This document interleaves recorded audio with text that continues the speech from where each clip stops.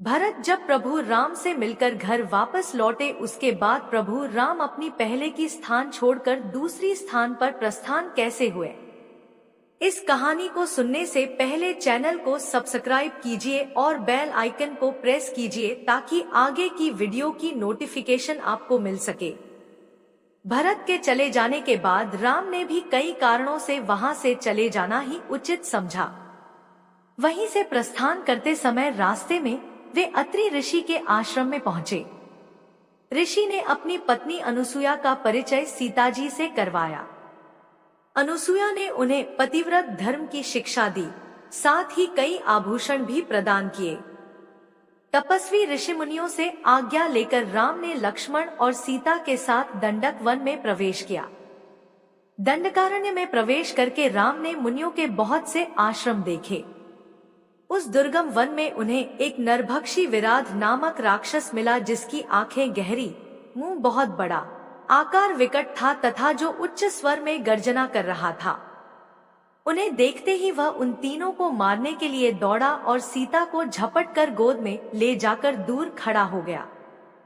विराध ने उनसे उनका परिचय पूछा और उनके द्वारा उसके बारे में पूछे जाने पर उसने बताया, मैं जव नामक राक्षस का पुत्र हूँ और मेरी माता का नाम शतधा है। भूमंडल के राक्षस मुझे विराध नाम से पुकारते ब्रह्मा जी से प्राप्त वरदान के कारण मैं किसी भी शस्त्र से अभेद्य हूँ। दोनों इस युवती को यहीं छोड़ जहाँ से आए हो वहीं वापस लौट जाओ। इसे सुन राम की आंखें क्रोध से लाल हो गई। फिर राम, लक्ष्मण और विराध में भयंकर युद्ध हुआ। युद्ध के दौरान ही विराध ने राम, लक्ष्मण और सीता को पहचान कर अपने बारे में बताया कि यह पहले तुम्बुरु नामक गंधर्व था जिसे कुबेर ने राक्षस होने का शाप दिया था। साथ ही उस शाप से मुक्त होने का भी उपाय बताया था कि जब दशरथ नंदन राम उसका वध करेंगे वह अपने पहले स्वरूप को प्राप्त कर स्वर्गलोक चला जाएगा।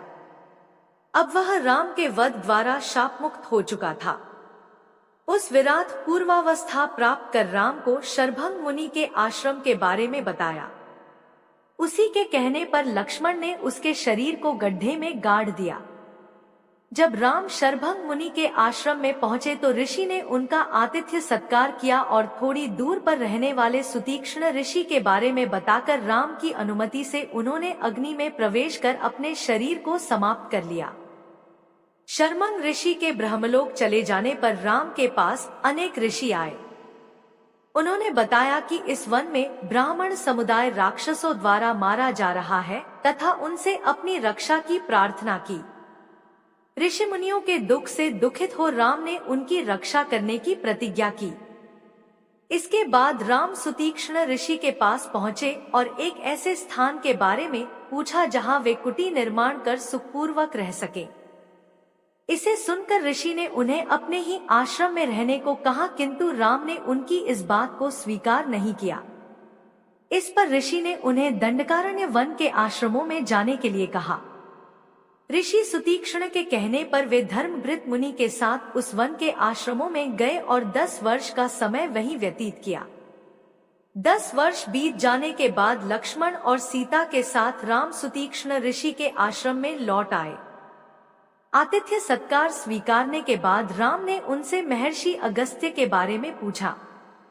उनके द्वारा बताए गए मार्ग के अनुसार ये महर्षि अगस्त्य के आश्रम पहुँचे। राम के आगमन की सूचना पाकर ऋषि बहुत हर्षित हुए और उनका यथोचित स्वागत किया।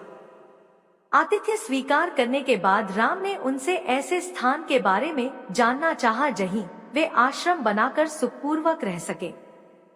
ऋषि ने कहा, यहीं से 2 योजन की दूरी पर गोदावरी के पास पंचवटी नाम से एक बहुत ही सुंदर स्थान है। वहीं जाकर आप लक्ष्मण के साथ आश्रम बनाइए और पिता की आज्ञा का पालन करते हुए यहाँ सुखपूर्वक निवास कीजिए। यह सुनकर वे ऋषि से आज्ञा लेकर वहाँ के लिए प्रस्थित हुए। पंचवटी जाते समय बीच में राम को एक विशालकाय गीध मिला जो भयंकर पराक्रम प्रकट करने वाला था। राम और लक्ष्मण द्वारा उसका परिचय पूछने पर उसने अपने को राजा दशरथ का मित्र जटायु बताया। उसने कहा कि यह दुर्गम वन राक्षसों से सेवित है। लक्ष्मण सहित ये यदि पर्णशाला से कभी बाहर जाएं, तो इस अवसर पर यह देवी सीता की रक्षा करेगा।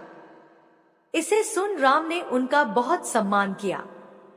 जटायु के साथ उन्होंने पंचवटी के लिए प्रस्थान किया। वहां पहुंचकर लक्ष्मण ने उचित स्थान पर एक सुंदर सी कुटिया का निर्माण किया। फिर शास्त्रीय विधि से पूजा अर्चना करके और वास्तु शांति करके लक्ष्मण ने उस कुटिया को राम को दिखाया, जिसे देख राम बहुत खुश हुए। तत्पश्चात उन्होंने गोदावरी के तट पर स्नान करके जल से देवताओं और पितरों का तर्पण किया और वे सुखपूर्वक वहां रहने लगे। अगर आप अभी भी चैनल को सब्सक्राइब नहीं किया है तो चैनल को सब्सक्राइब कीजिए और बेल आइकन को प्रेस कीजिए, ताकि आने वाली वीडियो की नोटिफिकेशन आपको मिल सके, और अपने दोस्तों के पास वीडियो को जरूर शेयर करें। प्रेम से बोलिए जय श्री राम।